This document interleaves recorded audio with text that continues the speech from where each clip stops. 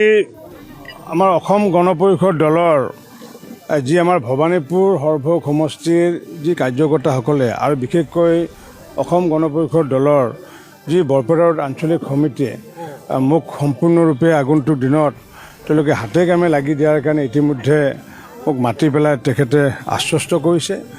ময়ো অসম গণ পৰিষদ দলৰ প্ৰতিগৰাকী কাৰ্যকৰ্তাক আন্তৰিক ধন্যবাদ জনাইছোঁ আৰু লগতে এইটো কথা কৈছোঁ যে পূৰ্বতে যিহেতু আমি এটা বক্তব্য ৰাখিছিলোঁ লাগব বুলি যিটো বক্তব্য ৰাখিছিলোঁ, আমি এতিয়া নতুনকৈ যোৱাকালিৰ পৰা এই বক্তব্যটো লাগবৰ সলনি আমি এটা নতুন শব্দ সংযোজন কৰি দিছোঁ আৰু সেইটো হৈছে যে ভালকেন লাগব।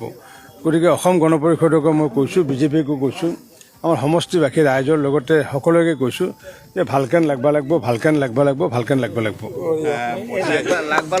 কিন্তু বিৰোধীয়ে কৈ কিবা খেদবা লাগব বুলি কৈ আছে খালি খেদক তেওঁলোকে ভাল পাইছোঁ। এতিয়া তেওঁলোকে কি ভাবি কৈছে মই নাজানো, কিন্তু শক্তি কাৰ শক্তি ইতিমধ্যে আমাৰ এই অঞ্চলৰ ৰাইজে জানে যে জান নেকি এটা মিউনিচিপালিটি, 3খন মিউনিচিপালিটি, বৰপেটা ৰোড মিউনিচিপালিটি, য'ত নেকি আমাৰ সৰভোগ মিউনিচিপালিটি আৰু য'ত নেকি হাউলি মিউনিচিপালিটি, য'ত নেকি এজনো ৱাৰ্ড কমিশ্যনাৰ নাই, য'ত নেকি সৰভোগ অঞ্চলৰ 6টা পঞ্চায়তৰ ভিতৰত 59টাই আমাৰ সদস্য, অকল একমাত্ৰ এজনহে বিৰোধী সদস্য, গাঁও পঞ্চায়তৰ সদস্য, য'ত নেকি আমাৰ ভৱানীপুৰ সৰুপেটা অঞ্চলত আমাৰ 6টা পঞ্চায়তৰ ভিতৰত সম্পূৰ্ণ পঞ্চায়তৰ মেম্বাৰে আমাৰ, য'ত নেকি CPMৰো কোনো এজন নাই, কোনো এজন জিলা পৰিষদ নাই, কোনো এজন পঞ্চায়ত প্ৰেচিডেণ্ট নাই, কোনো এজন মিউনিচিপালিটিৰ কমিশ্যনাৰ নাই, আৰু তেনেকুৱা দলে নীলাজ কাৰণেহে কৈছে খেদবা লাগব বুলি।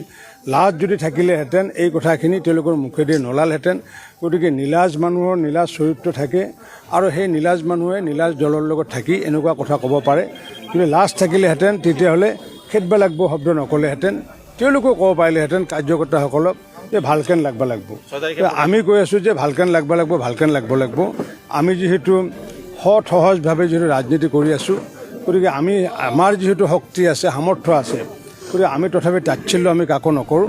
গতিকে তাচ্ছিল্য কৰা যি দল, সেই দলৰ লাজ নাই বাবে তেনেকুৱা কথা বক্তব্য আগবঢ়াইছে।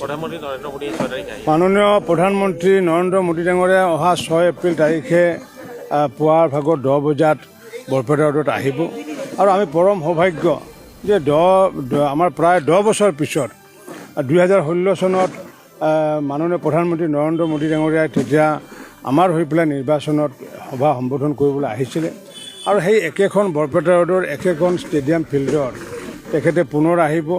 আমাৰ যি বজালী সমষ্টি, আমাৰ ভৱানীপুৰ সৰভোগ সমষ্টি, আমাৰ বৰপেটা সমষ্টি, আমাৰ অভয়পুৰী সমষ্টি, আমাৰ বিজনী সমষ্টি আৰু আমাৰ মানস সমষ্টিত কাৰ্যকৰ্তাসকলৰ লগতে জনসাধাৰণক সম্বোধন কৰিব, NDAৰ কাৰ্যকৰ্তাসকলক সম্বোধন কৰিব। গতিকে প্ৰায় লক্ষাধিক জনসাধাৰণ তাত উপস্থিত থাকিব।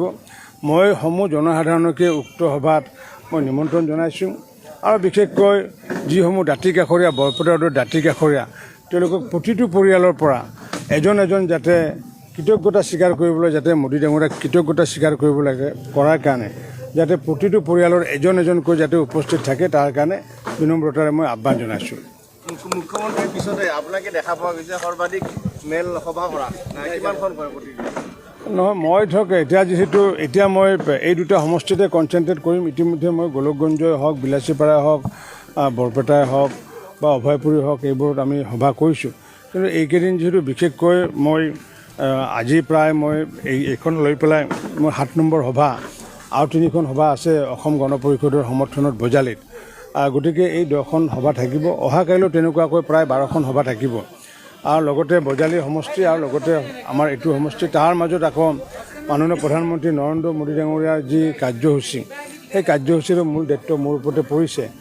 গতিকে সকলো কামখিনি কৰি নিব লাগিব। গতিকে আৰু কৰ্ম, ভগৱান শ্ৰীকৃষ্ণ গীতাত কৈছে যে কৰ্ম কৰি যাব লাগে, ফল আশা কৰিব নালাগে, ফল নিজে আহি লাগি ধৰে।